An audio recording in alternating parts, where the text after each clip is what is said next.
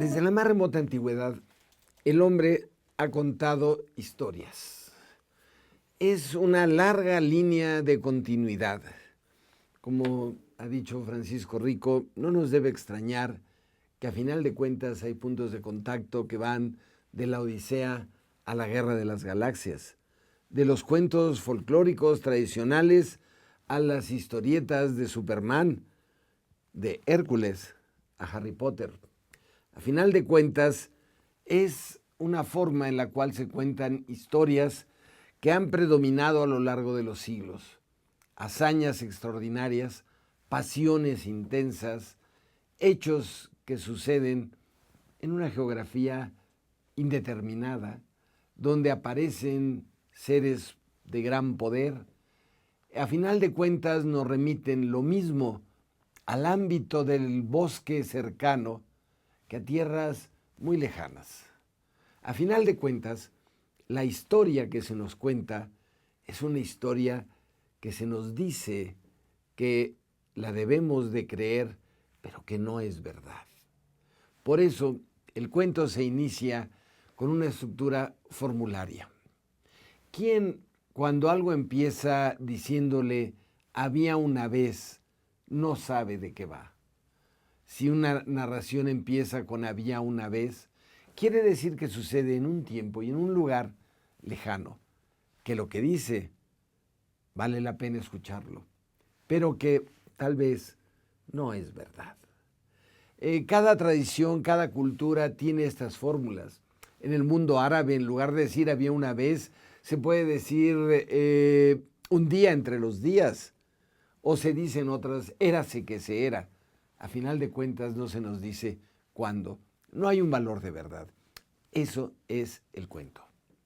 Y el cuento tradicional, este cuento que a veces se nos dice cuento infantil, pero que en la vida comunitaria no es infantil, porque lo sabemos todos, lo hemos escuchado todos, y a final de cuentas está transmitiendo unos valores de esta colectividad en concreto. Nuestro conocimiento de los cuentos tiene momentos claves y uno de ellos indudablemente es la gran recolección de los hermanos Grimm, Cuentos del Niño y del Hogar, publicado entre 1810 y 1825. Y el antecedente que son los cuentos de Mamá Gansa, o también llamado Historias o Cuentos del Pasado, que publicó Charles Perrault en 1697. Después hemos tenido otras recreaciones, destacan las de Hans Christian Andersen hacia 1835. Ellos lo que tenían era muy buen oído. Ellos reconocen esta tradición cuentística que deriva del saber comunitario, de este patrimonio que es un patrimonio intangible. Es el patrimonio que tiene la comunidad, pero que no podemos solidificar en un objeto. Es algo simplemente que escuchamos. Son las palabras de la tradición, las palabras que nos la traen los padres a los hijos y que se va repitiendo. Hay una relación entre estos cuentos y otras formas literarias. ¿Esto qué quiere decir? Que el cuento tradicional no vive solamente en el ámbito de la oralidad.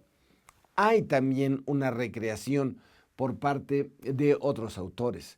A final de cuentas, por lo general, al margen de nuestra pequeña comunidad, conocemos otros cuentos y estos cuentos han llegado a nosotros porque alguien los ha recogido y puesto por escrito.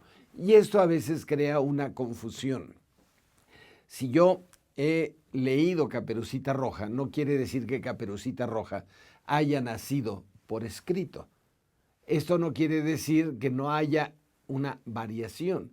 Y cada uno de nosotros la sabe de manera distinta, porque el texto tradicional, como la cultura tradicional, se refuncionaliza. Esto es, tiene que adaptarse a los valores concretos en un momento dado.